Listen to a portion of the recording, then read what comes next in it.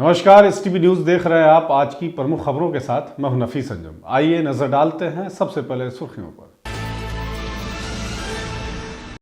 65% आरक्षण वापसी को लेकर राष्ट्रीय जनता दल पूर्वी चंपारण इकाई द्वारा किया गया एक दिवसीय धरना का आयोजन। आरक्षण लागू करने तथा इसे 9वीं अनुसूची में डालने की उठाई मांग। पुलिस की पारदर्शी कार्यशैली की दिशा में मोतिहारी पुलिस द्वारा शुरू किया गया अनोखा पहल। केस रिकॉर्ड जानने हेतु पुलिस कार्यालय में क्राइम हेल्प डेस्क की व्यवस्था की गई शुरू। बाल विवाह रोकथाम के लिए चलाया जा रहा सफल अभियान। बिहार ग्राम विकास परिषद ने 1.5 वर्षों में कुल 615 बाल विवाह रुकवाए। बिहार राज्य कैरम प्रतियोगिता के लिए पूर्वी चंपारण टीम का किया गया गठन। आगामी 30 नवंबर से 1 दिसंबर तक किया जा रहा आयोजन। अमीर शरीयत मौलाना अहमद वली फैसल रहमानी कल पहुंचे मोतिहारी। तहफ़्फ़ुज़े औक़ाफ़ वर्कशॉप कार्यक्रम के सिलसिले में मोतिहारी पहुंचने पर जनाब रहमानी का हुआ जोरदार स्वागत। आर्य विद्यापीठ स्कूल द्वारा स्कूली बच्चों को कराया गया दरभंगा तारामंडल का शैक्षणिक भ्रमण। अंतरिक्ष कॉस्मिक मॉडल देख बच्चे हुए रोमांचित। जोनल जूनियर कबड्डी प्रतियोगिता में पूर्वी चंपारण को मिला तीसरा स्थान। राज्य स्तरीय प्रतियोगिता के लिए किया क्वालिफाई। जीत से खिलाड़ियों में है हर्ष का माहौल। Association of surgeon of India Bihar chapter के तत्वाधान में एनुअल कॉन्फ्रेंस का किया जा रहा आयोजन। देश भर से 350 डॉक्टर लेंगे इसमें भाग। प्रयास जुवेनाइल एड सेंटर इकाई द्वारा बाल विवाह के खात्मा को लेकर निकाला गया कैंडल मार्च। जिला परियोजना समन्वयक प्रयास जुवेनाइल एड सेंटर द्वारा लोगों को दिलाया गया शपथ। आगामी 7 दिसंबर को महात्मा गांधी केंद्रीय विश्वविद्यालय के दूसरे दीक्षांत समारोह का किया जाएगा आयोजन। भारत के उपराष्ट्रपति जगदीप धनखड़ होंगे मुख्य अतिथि।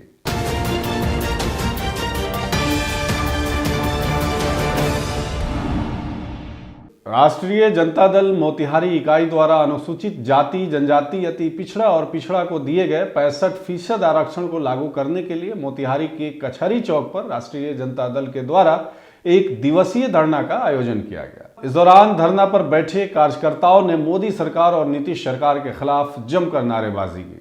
राष्ट्रीय जनता दल के प्रधान महासचिव सुरेश सहनी ने कहा कि आज हम लोग अनुसूचित जाति, जनजाति, अति पिछड़ा और पिछड़ा वर्ग को दिए गए 65% आरक्षण लागू करने के लिए धरना कर रहे हैं। धरना का उद्देश्य तेजस्वी यादव द्वारा जो आरक्षण को बढ़ाकर 65% किया गया था उसे लागू करना है। वहीं राजद नेता मनीष श्रीवास्तव ने कहा कि हमारे लोकप्रिय नेता तेजस्वी यादव जी के द्वारा जो आरक्षण दायरा बढ़ाया गया था उसे सरकार लागू करे। उसी को लेकर आज पूरे बिहार में एक दिवसीय धरना का आयोजन किया जा रहा है। वहीं इस मौके पर प्रीति गुप्ता ने कहा कि आज पूरे बिहार में तेजस्वी यादव जी के आह्वान पर एक दिवसीय धरना का आयोजन किया गया है। जो आरक्षण खत्म किया जा रहा है उसके खिलाफ आज हम लोग धरना प्रदर्शन कर रहे हैं। इस मौके पर राष्ट्रीय जनता दल के कई कार्यकर्ता भी मौजूद थे। लीगली सेंटर में नियम बना के लाया जाए, लेकिन इसके लिए सरकार कुछ कर नहीं रही है, क्योंकि उनका तो अब नाम ही हो गया है पलटू राम। हर चीज़ पे वो स्टैंड ही नहीं रखते, पलट देते हैं। इसलिए हमारे राष्ट्रीय अध्यक्ष ने और हमारे प्रतिपक्ष के नेता माननीय तेजस्वी यादव ने डिसीजन लिया है कि आज के दिन हम लोगों के बीच जाएंगे और धरना प्रदर्शन के माध्यम से अपने हक हकूक़ के लिए, अधिकार के लिए लोगों को जागरूक करेंगे। उसी संदर्भ में आज हम लोग यहाँ बैठे हैं। नेता श्री तेजस्वी प्रसाद जी के आह्वान पे हम लोग आरक्षण ख़त्म जो किया जा रहा है उसके खिलाफ हम लोग एक दिवसीय धरना पे बैठे हैं। हमारे तेजस्वी जी ने की जो 17 महीना की सरकार थी उसमें उन्होंने पिछड़ों का आरक्षण 18%, दलितों का 20%, अति पिछड़ों का 25% और आदिवासियों का 2% कराया था, जिससे केंद्र सरकार और राज्य सरकार दोनों मिलकर अपने साजिश के तहत ख़त्म करने के लिए वो लोग लगे हुए हैं।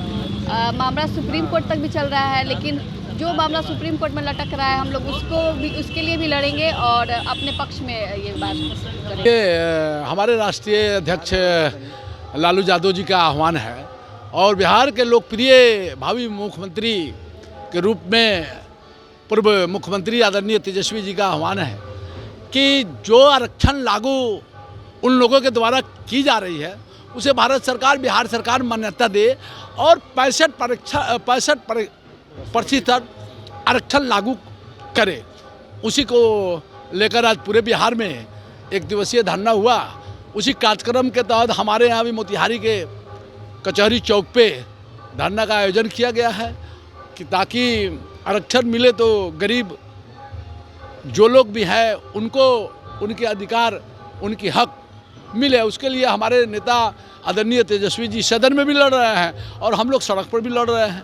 मोतिहारी पुलिस द्वारा लगातार आम जनों के हितों में कई कार्य किए जा रहे हैं। इसी कड़ी में किसी भी तरह के केस स्टेटस को जानने के लिए पुलिस अधीक्षक कार्यालय में क्राइम हेल्प डेस्क का गठन किया गया और आगे इस व्यवस्था को एसडीपीओ कार्यालय में भी लागू करने की बात कही गई है। इसके लिए कुछ फॉर्म भी उपलब्ध करा दिए गए। बताया गया है कि पीड़ित द्वारा प्रपत्र क फॉर्म भर कर देने पर 1 घंटे के अंदर कांड से संबंधित प्रगति की जानकारी प्रपत्र ख के माध्यम से उपलब्ध करा दी जाएगी।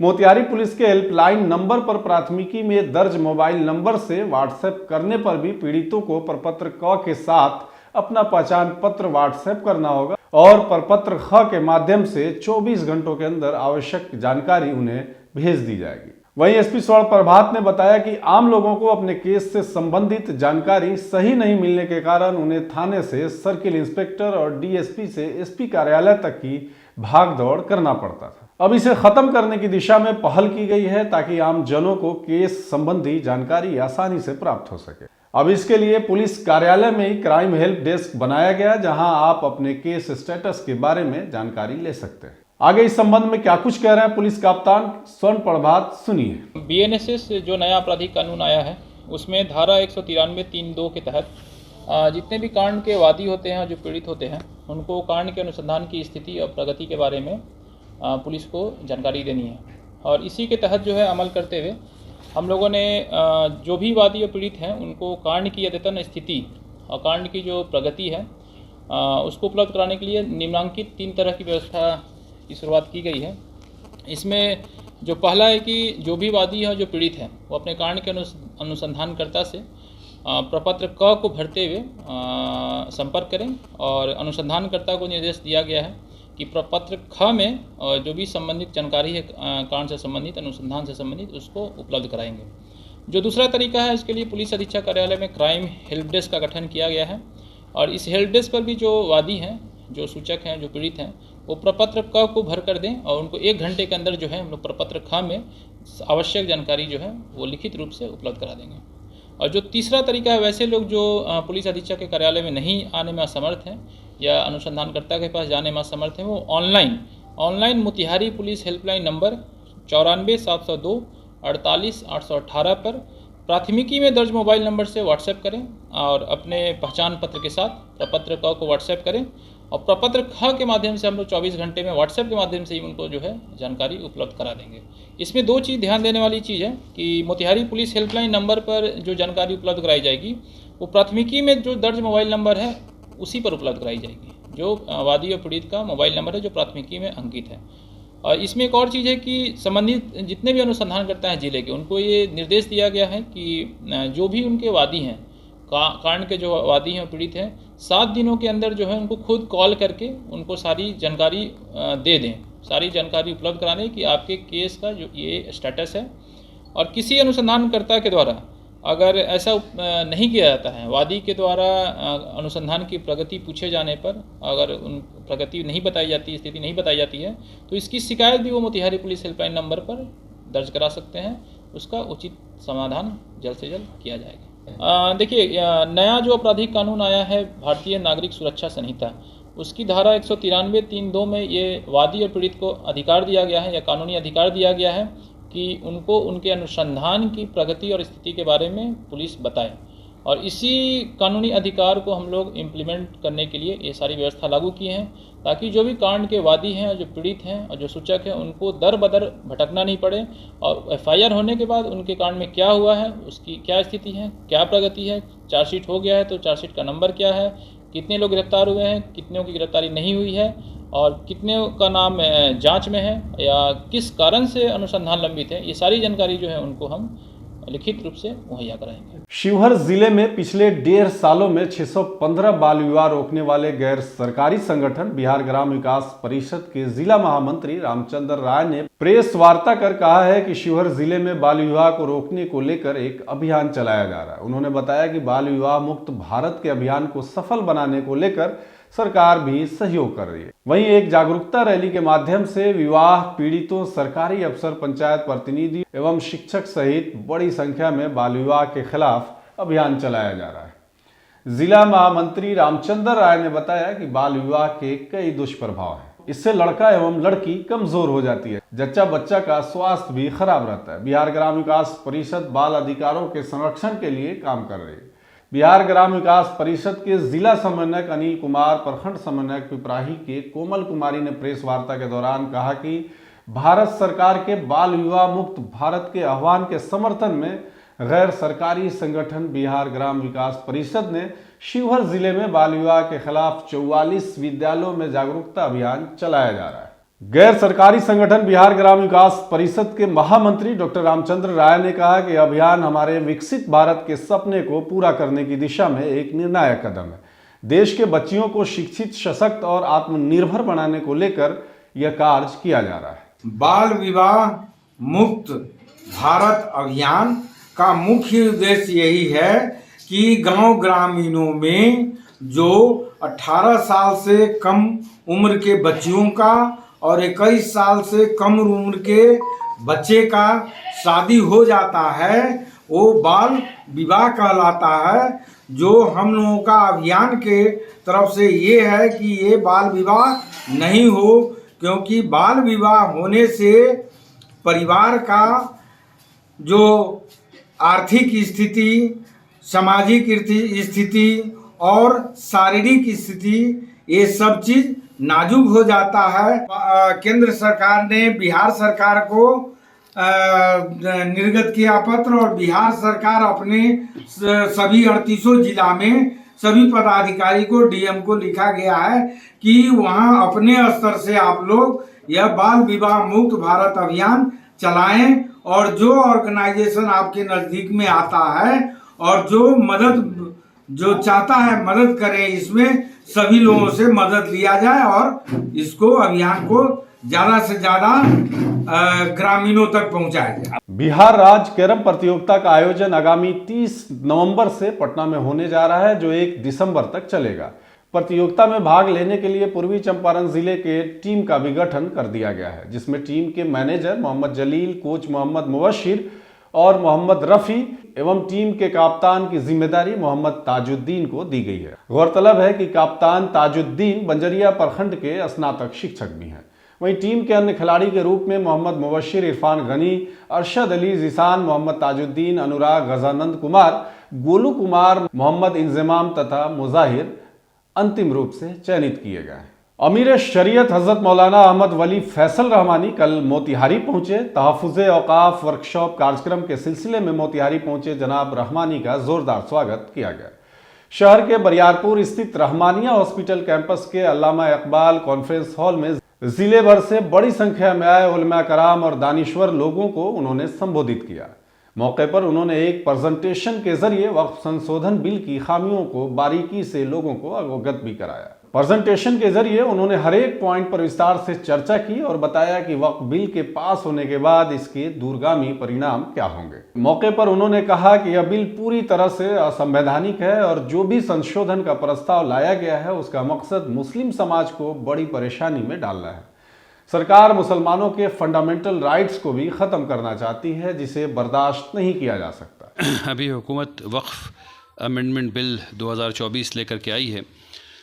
हम लोगों को ऐसा लगता है कि इससे औक़ाफ़ की जायदाद तबाह हो जाएगी और इस बिल से लोग वक्फ़ करने का जो हक़ है उनका वो महदूद हो जाएगा और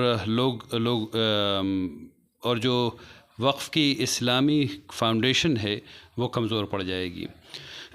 तो एक काम ये है कि हम लोगों को बेदार करें इस सिलसिले में। तो इमारत इन चारों स्टेट्स में बल्कि पूरे हिंदुस्तान में मुसलमानों को बेदार कर रही है कि वो इस बिल को समझें और जो कॉन्स्टिट्यूशनल नुक़्ते नज़र है उसके तई अपने अपने जो रिप्रेजेंटेटिव्स हैं उनसे बातचीत करें। तो यहाँ हम लोग इसलिए आए थे ताकि यहाँ के जो इंटेलेक्चुअल्स हैं उनको इस बिल के बारे में बताया जाए और ताकि वो लोग मौसर तरीक़े से आवाम से बात कर सकें और अपने रिप्रेजेंटेटिव से बात कर सकें। ये मकसद है। आर्य विद्यापीठ स्कूल द्वारा बच्चों के लिए दरभंगा तारामंडल का शैक्षणिक भ्रमण कराया गया, जिसमें वर्ग 4 से 6 तक के लड़के और लड़कियों तथा वर्ग 7 से 11 तक की केवल लड़कियों ने हिस्सा लिया। वहीं इस दौरान बच्चों ने ग्रहों, तारों और अन्य खगोलीय पिंडों के रहस्यों को करीब से जाना, साथ ही तारामंडल के विशेषज्ञों से बातचीत कर अपने प्रश्नों के उत्तर प्राप्त किए। तारामंडल में दिखाए गए शो ने बच्चों के भीतर अंतरिक्ष और विज्ञान के प्रति जिज्ञासा को और बढ़ा दिया। इस प्रकार की गतिविधियां न केवल बच्चों के ज्ञान को समृद्ध करती हैं, बल्कि उनके भविष्य में विज्ञान और प्रौद्योगिकी के क्षेत्र में नए आयाम छूने के लिए भी प्रेरित करती है। वहीं आर्य विद्यापीठ के प्रिंसिपल परमिता सरकार ने कहा कि तारामंडल भ्रमण बच्चों के लिए एक अद्वितीय अवसर है। खगोलीय पिंडों के बारे में जानने के लिए और अधिक उत्सुक होंगे। यह उनके भीतर विज्ञान के प्रति रुचि और समझ को विकसित करने का एक प्रभावी माध्यम है। ऑपरेशनल हेड राहुल कुमार ने कहा कि शैक्षणिक भ्रमण बच्चों के अंदर नई ऊर्जा भरने और उनकी रचनात्मक सोच को बढ़ावा देने का कार्य करता है। हमारा विद्यालय आगे भी ऐसे शैक्षणिक भ्रमण आयोजित करता रहेगा। वहीं आर्य विद्यापीठ के निदेशक रंजीत कुमार ने कहा कि हमारे उद्देश्य छोटे शहर मोतिहारी में विश्व स्तरीय अनुभवनात्मक शिक्षा लाना है। तारामंडल शो जैसे कार्यक्रम बच्चों के भीतर विज्ञान के प्रति जिज्ञासा और अन्वेषण की भावना को बढ़ाते हैं।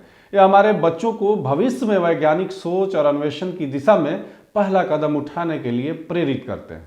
आर्य विद्यापीठ का शैक्षणिक भ्रमण न केवल बच्चों के लिए एक अद्भुत अनुभव था, बल्कि उनके विज्ञान के प्रति रुचि और समझ बढ़ाने का एक प्रभावी माध्यम भी बना।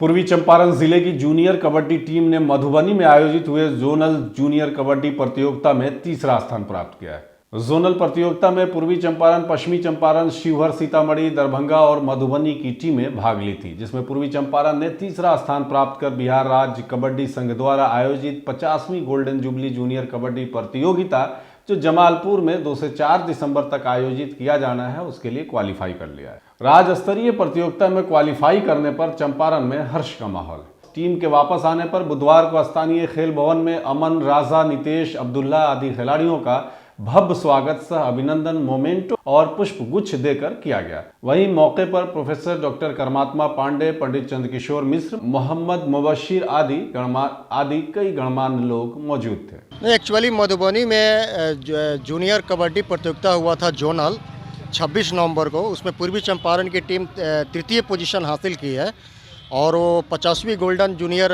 जो बिहार राज्य कबड्डी संघ के द्वारा आयोजित होने वाला है जमालपुर में 2 से 4 दिसंबर तक, उसके लिए क्वालिफाई किया है। ये बहुत बड़ी उपलब्धि है मोतिहारी कबड्डी संघ के लिए और खिलाड़ियों के लिए कि जूनियर कबड्डी में खिलाड़ी काफ़ी अच्छा कर रहे हैं।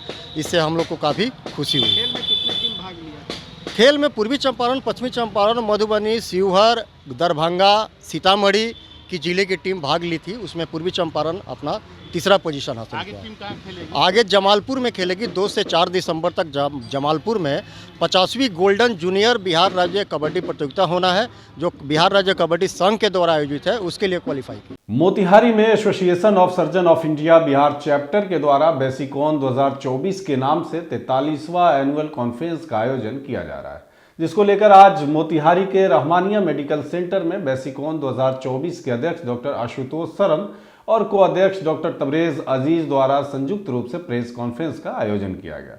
वहीं इस प्रेस कॉन्फ्रेंस के माध्यम से बताया गया कि मोतिहारी में आयोजित हो रहे बेसिकॉन 2024 का 43वां वार्षिक सम्मेलन एक ऐतिहासिक और सांस्कृतिक दृष्टिकोण से अत्यंत महत्वपूर्ण है। मोतिहारी की विशेषता है कि यह भारतीय स्वतंत्रता संग्राम के महानायक महात्मा गांधी के चंपारण सत्याग्रह का केंद्र रहा है, जो कि मील का पत्थर साबित हुआ है।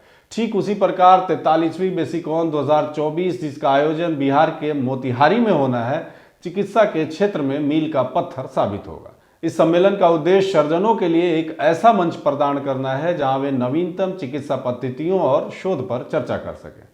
बिहार जैसे राज्य में स्वास्थ्य सेवाओं को उन्नत बनाने के लिए इस प्रकार के आयोजनों का होना बेहद आवश्यक है। इसके माध्यम से स्थानीय सर्जनों को राष्ट्रीय और अंतर्राष्ट्रीय विशेषज्ञों के साथ बातचीत करने का भी अवसर मिलेगा। इस सम्मेलन में होने वाले वर्कशॉप और चर्चाएं प्रतिभागियों को व्यवहारिक ज्ञान प्रदान करेंगे, जिससे चिकित्सा क्षेत्र में बेहतर सेवाएं सुनिश्चित होंगी। बेसिकॉन 2024 के लिए नेशनल लेवल की तैयारी की जा रही है। 29 नवंबर को मोतिहारी के रहमानिया मेडिकल सेंटर में लाइव वर्कशॉप का आयोजन किया गया है, जिसमें कई तरह के रोग जैसे पेट संबंधी, कैंसर संबंधी एवं अन्य रोग संबंधी का ऑपरेशन किया जाएगा, जिसका लाइव सेशन लोग देख पाएंगे। वहीं दूसरे दिन 30 नवंबर को मोतिहारी के अमर रिसोर्ट में कॉन्फ्रेंस का आयोजन किया जाएगा, जिसको लेकर organising secretary doctor Umar Tabrez के द्वारा लगभग तैयारी पूरी कर ली गई। बता दें कि लगभग 350 डॉक्टरों का इस कॉन्फ्रेंस में शामिल होने की संभावना है। बिहार के बड़े 5 नामचीन डॉक्टर इस कॉन्फ्रेंस में शिरकत करने आ रहे हैं। आईएमए के सभी डॉक्टर इस कार्यक्रम में शामिल होंगे। वहीं बेसिकॉन 2024 को लेकर क्या कुछ जानकारी दे रहे हैं अध्यक्ष डॉक्टर आशुतोष सरन और को-अध्यक्ष डॉक्टर तबरेज अजीज, सुनिए। जैसे 27 का प्रोग्राम आम कॉन्फ्रेंसेस में ऐड नहीं होता है, तो पैरामेडिकल्स के लिए स्पेशली 27 का प्री कॉन्फ्रेंस वर्कशॉप आज हम लोगों ने, क्योंकि they are important part of our surgical team. और कल जो है जो लाइव जो डिमॉन्स्ट्रेशन होगा सर्जरीज का बाय स्टॉलवर्ड्स, तो उसमें बायलैटरल उससे टॉक भी होता रहेगा। किसी को कोई इशू है, कोई वो है, वो बतलाते जाएंगे, बिकॉज सब डॉक्टर्स, यंग डॉक्टर्स भी रहते हैं, तो वो कल लाइव डिमॉन्स्ट्रेशन होगा। परसों का प्रोग्राम अमर में है, वहाँ पे पेपर से प्रेजेंटेशन होगा। कल पीजीज का भी पेपर प्रेजेंटेशन यहाँ पे है, प्लस उन लोगों का एक पोस्टर प्रेजेंटेशन होता है, वो कल यहाँ पे होगा।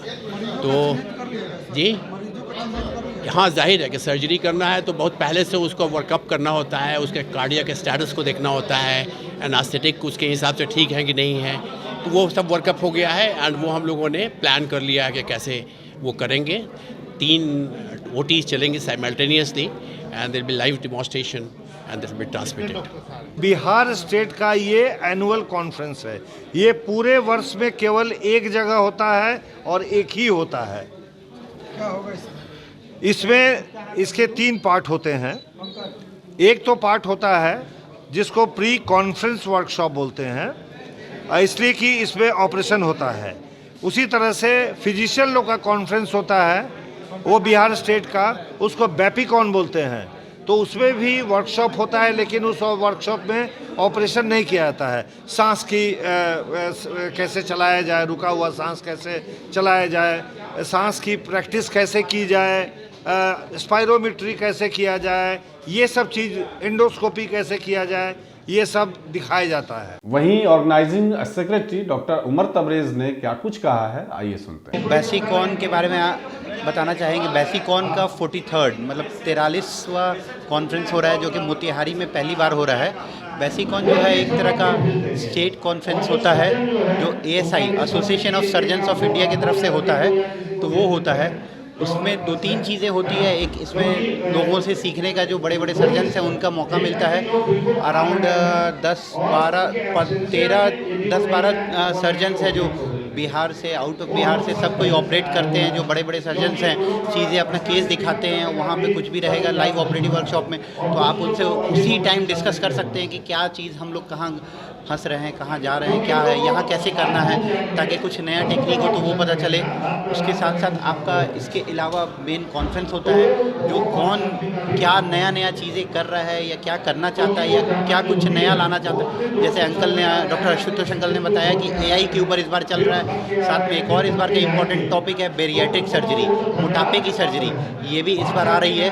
ये सब चीज़ों का आ रहा है, तो इन सब के ऊपर डिस्कशन होता है कि इस बार, इस साल के लिए अभी क्या सर्जरी में रिसेंट टॉपिक चल रहा है, ताकि जो बिहार का स्टेट कॉन्फ्रेंस है, हम लोग उसमें बाकी सब सर्जन्स, बाकी सब स्टेट के हिसाब आगे कैसे रह सकते हैं, उनका सब क्या सीख सकते हैं, वो सब करते हैं। विज्ञान भवन नई दिल्ली में महिला और बाल विकास मंत्रालय द्वारा बाल विवाह मुक्त भारत पहल का शुभारंभ के समर्थन में पूर्वी चंपारण जिले में Prayas juvenile aid centre, just rights for children alliance के सदस्यों ने जिला स्तर के हितधारकों जैसे जिला प्रशासन, पुलिस बल, जिला विधिक सेवा प्राधिकरण, जिला बाल संरक्षण इकाई और बाल कल्याण समिति, SSB 47वीं वाहिनी एंटी ह्यूमन ट्रैफिकिंग टीम एवं पंचायत के मुखिया के सहयोग के साथ मिलकर बाल विवाह के खात्मे को लेकर कैंडल मार्च और शपथ ग्रहण समारोह के साथ विभिन्न कार्यक्रमों का आयोजन किया गया। मौके पर पूर्वी चंपारण जिले के रक्सौल अनुमंडल क्षेत्र स्थित आदापुर, रक्सौल, रामगढ़वा प्रखंड क्षेत्रों के स्कूल में जागरूकता कार्यक्रम आयोजित किया गया और महिला नेताओं एवं SSB 47वीं वाहिनी एंटी ह्यूमन ट्रैफिकिंग टीम के साथ कैंडल मार्च भी निकाला गया। लगभग 15,500 लोगों ने अपने गांव में बाल विवाह रोकने की भी शपथ ली। पूरे भारत में बाल विवाह मुक्त भारत अभियान को लेकर आज शुभारंभ की गई है, जिसकी शुभारंभ केंद्रीय महिला एवं बाल विकास मंत्री श्रीमती अन्नपूर्णा देवी जी द्वारा विज्ञान भवन दिल्ली में शुभारंभ किया गया, जिस उपलक्ष्य में आज पूरे भारत में सभी पार्टनर संस्थाएं, जिसमें प्रयास जुवेनाइल एड सेंटर पूर्वी चंपारण द्वारा पूरे जिला में आज अलग अलग जगहों पे स्कूल, कम्युनिटी तथा जिला प्रशासन के सहयोग और उनके साथ में आज बाल विवाह रोकथाम के लिए जागरूकता कार्यक्रम के साथ शपथ कार्यक्रम का आयोजन किया गया। महात्मा गांधी केंद्रीय विश्वविद्यालय मोतिहारी का दूसरा दीक्षांत समारोह आगामी 7 दिसंबर 2024 को आयोजित किया जा रहा है। इस समारोह में भारत के माननीय उपराष्ट्रपति श्री जगदीप धनखड़ मुख्य अतिथि के रूप में शामिल होंगे और दीक्षांत संबोधन करेंगे। यह कार्यक्रम छात्रों के शैक्षणिक उपलब्धियों को सम्मानित करने और विश्वविद्यालय की उत्कृष्टता की परंपरा को बनाए रखने के उद्देश्य से आयोजित किया जा रहा है। इस प्रतिष्ठित कार्यक्रम को सफल बनाने के लिए समग्र दीक्षांत समन्वय समिति और कई उप समितियों का गठन किया गया है। विभिन्न गतिविधियों को सुचारू निष्पादन के लिए कई लोगों को जिम्मेदारियां सौंपी गई है। समग्र दीक्षांत समिति के अध्यक्ष और भाषा और मानविकीय संज्ञान के डीन प्रोफेसर परसून दत्त सिंह ने कहा कि दीक्षांत समारोह हमारे छात्रों की शैक्षणिक यात्रा और विश्वविद्यालय की प्रगति का एक महत्वपूर्ण पड़ाव है। समर्पित टीम वर्क और योजनाबद्ध तैयारी के माध्यम से हम इसे एक भव्य और यादगार आयोजन बनाने के लिए प्रतिबद्ध हैं। आज के लिए बस इतना ही। तमाम तरह की खबरों और डिबेट्स के लिए जुड़े रहे STV न्यूज़ के साथ।